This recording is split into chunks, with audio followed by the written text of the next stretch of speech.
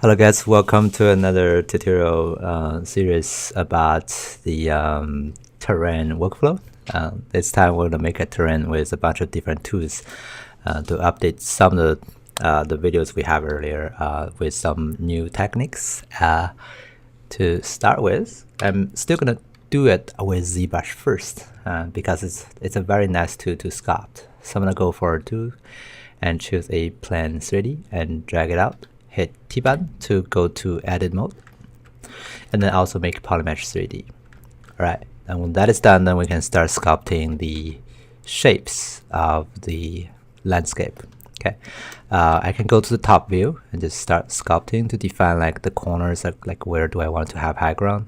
Basically, I kind of want high ground to be, almost everywhere on the corner. That way, we'll not be able to see the edge, right? And then drag it out over here and over there. Now just keep it as a fairly close, a shape that is fairly close to a square, and it doesn't have to be perfect though. Okay, and then I can go ahead and start refining some of the shapes, maybe make that a little bit higher. Okay, I can also Control D to subdivide this guy to get a higher resolution so that I can sculpt a little bit more refined shape. But the stage here is not going to be the final shape of the mountain. It's just the basic ideas, right, of the mountain. So I can do a lot of tweaking and be really rough. Just figure out the basic ideas, right? Maybe a little bit bodge over there, right? Maybe add something. Okay, and then maybe I can make this go up quite a little bit. Okay, actually just a little bit. Okay, and then yeah, it's up to you to determine the basic shape. You can go crazy and do whatever you want. We'll be able to further break this up and add detail in a different program, so you just don't worry about smaller details or things like geological erosion kind of thing. We'll actually use a different program to deal with that.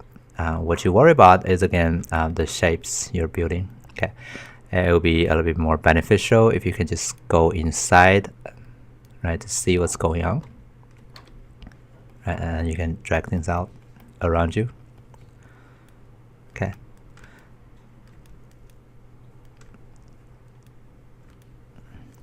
Oops. I don't know where am I. Maybe here I can have some little mountain over here. That one can be a bit higher. Okay. And then I can maybe add just another one over there. Okay.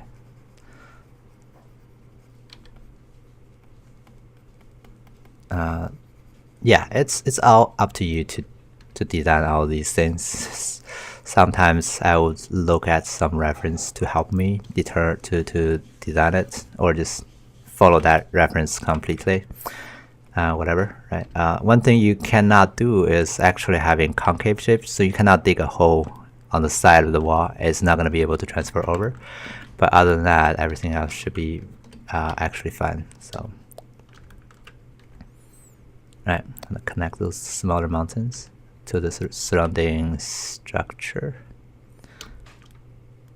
Okay.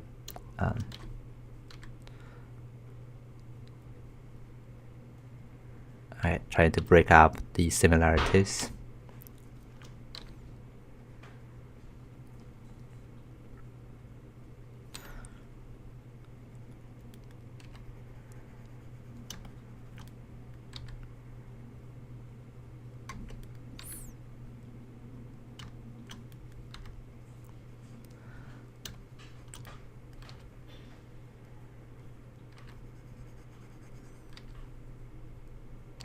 Bring that one up quite a bit. This one can have a bit different shape. Maybe just add a little thing over there also, right? So I think ZBrush is better when it comes to defining the shapes, because it gives you a lot of freedom and a lot of really fast feedback and iterations, because you can use move, you can use the clay build up. You can make your brush size bigger or smaller much faster than any of the sculpting tools in any game engine. So that's one thing I want to comment on. Why can't they just give you a very simple shortcut to change the size of the brush? Why? Okay, anyway, so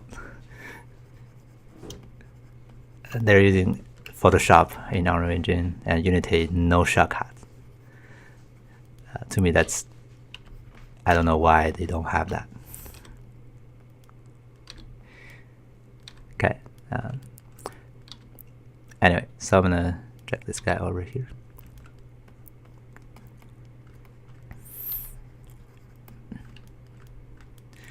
So maybe that can be over here, and maybe something like that. Anyway, so that could be my basic form. From the top view, if I do see some repetitions, I could also drag things around to avoid that, but you're not going to see that anyways when you're inside of it. So that could be fun, unless you need to have a long shot, right? Far away. Don't know if that's what you need, but anyway, I don't think I really care too much about the top view. So after this, right, we have the basic idea, and what we do is go to the highest subdivision level, and then we can smooth the shape a little bit to get a smoother shape.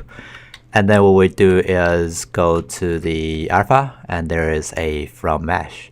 A window will pop up, and you just rotate the model inside of that window, and maybe just zoom in a little bit more so that you don't have any edge cutting in, right? So you feel everything in the frame. And then also change the size of the map. I'm gonna go for not 2014, 1024, and hit OK. And then a 3D alpha will be exported or will be created, and then we go ahead and grab it and go for export. Okay. And then I'm gonna put it in a folder here and change it to TIFF format and call this guy height from ZBrush and save it. All right, and after this, we're gonna move on to the new program called Instant Terra. And then I don't need anything here, so I'm gonna delete all these. I'm gonna right click and create nodes and import terrain, and then double click to open that, and then go to the folders and then choose that height from ZBrush and open it. And I can define how high do I want the maximum to be. So the default setting is 400. I can go make that just a little bit lower, like 300, and hit OK. Now you can see we do have this mountain structure, right? Came from ZBrush.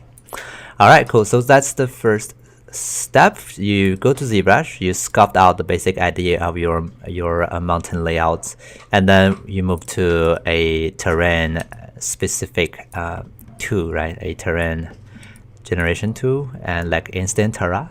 There are other options like word machine, word generator kind of thing. Anyway, so we're gonna move on to the next video and try to use Instant Terra to help form details and add variations to our mountain. Okay, see you next time.